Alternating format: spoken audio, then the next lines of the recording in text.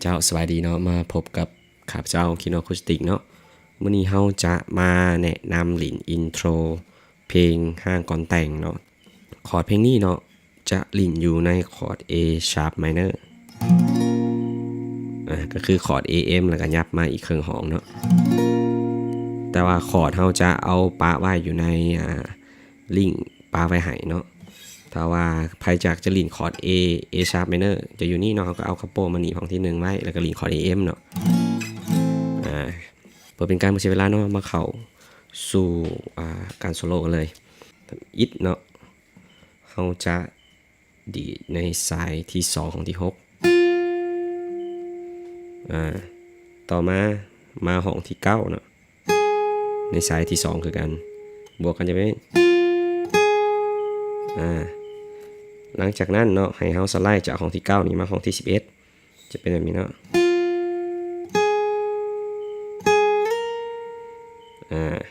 ทวนคืนเนาะดีสายที่2ที่6 1 บาทสายที่2ที่9 1 บาทแล้วสไลด์เนาะสไลด์จากห้องที่9ไปห้องที่11บวกกันจะเป็นแบบนี้แล้วเขาจะมาดีดสายที่2ของ11นี่2 บาทเนาะบวกกันจะเป็นแบบนี้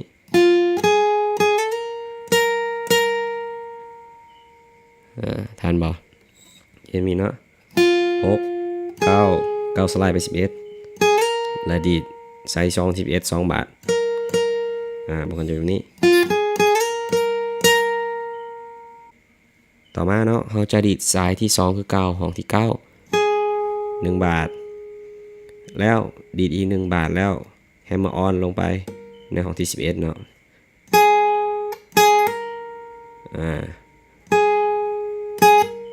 ก็คือตบลงไปเนาะดีด1 บาทแล้วดีดสายที่2ห้องที่9 1 บาทแล้วดีดอีก1 บาทแล้วตบลงบวกกันจะเป็นเนาะ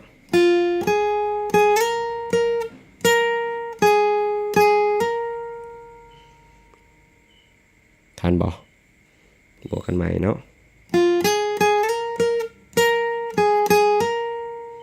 จากนั้นเราจะมาดีดอยู่สายที่2ห้องที่6 1 บาทแล้วลงมาห้องที่9สายที่1 บาทแล้วกลับมาสายที่1ห้องที่6 1 บาทบวกกันจะเป็นเนาะเริ่มแต่ต้นจะเป็นแบบนี้เนาะ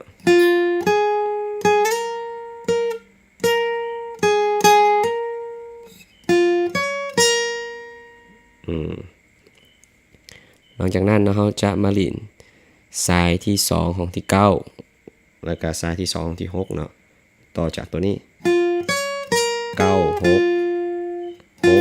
9 6 9 6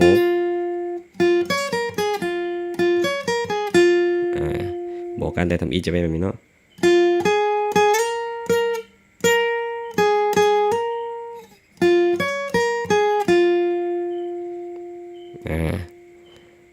หลังจากนั้นเนาะเราจะดีดแฮมออนลงไปในห้องที่9เนาะ6 กับ 9จะเป็น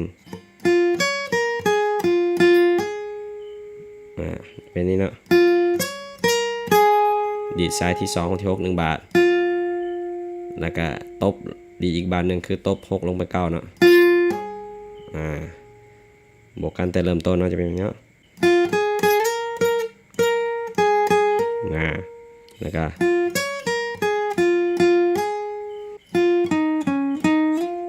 ตัวนี้เนาะส่วนมาตัวนี้ดีดสายที่2ที่6 1 บาทขึ้นมาสายที่3ห้องที่8 1 บาท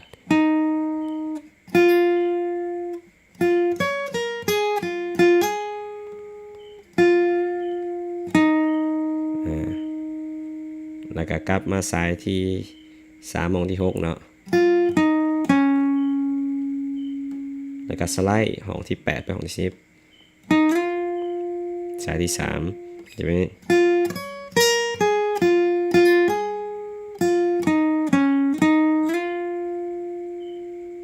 เดี๋ยวครับเจ้าจะลินแต่เริ่มต้นถึงเบิ่งเนาะ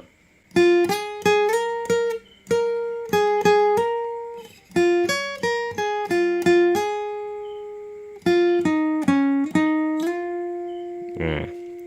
อนต่อไปจะลิ้นแบบนี้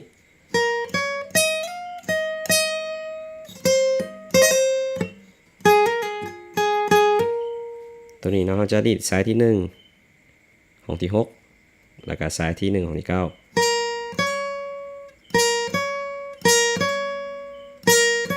แล้วสไลด์จากห้องที่11เนาะสายที่1มาห้องที่13บอกกันจะแบบนี้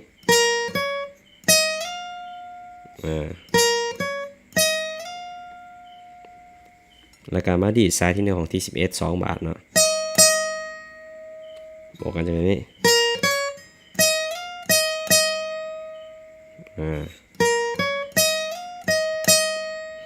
แล้วเราจะมาดีดอยู่สายที่1ของที่8แล้วก็ตบลงไปของที่11แล้วก็จะได้แบบนี้แล้วก็เขี่ยออกแล้วก็ขึ้นมาสายที่2ที่11นะแล้วก็ไปที่สายที่2ที่9สายที่2ของที่9เดี๋ยวข้าพเจ้าจะไล่คืนเนาะตอนท้ายๆเนาะ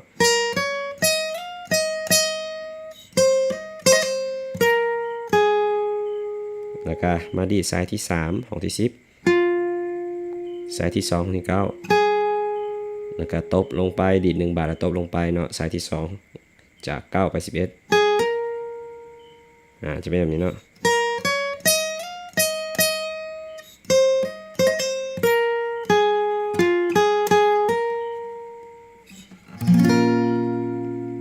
เดี๋ยวข้าพเจ้าจะลิ้นซ่าๆให้เบิ่งอีกเนาะแต่ต้นเลย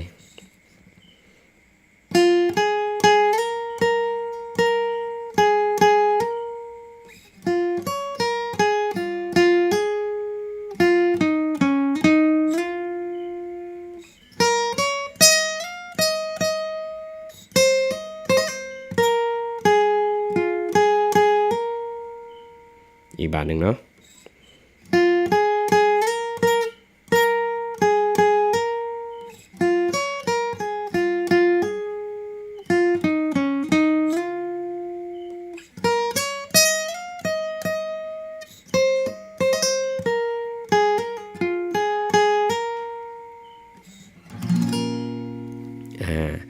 นั่นก็เป็นการโซโล่ตอนอินโทรของเพลงห้างกดแต่งเนาะอย่าลืมเนาะมากดติดตาม Subscribe กันเนาะทางด้าน YouTube Channel Kino Acoustic เนาะและก็ติดตามคอร์ดได้ที่แฟนเพจ Kino Acoustic Guitar เด้อสามารถเสิร์ชหากันได้เนาะใน Facebook และก็ YouTube แล้วข้าพเจ้าจะปาลิงก์ไว้ให้เนาะแต่ถ้าว่า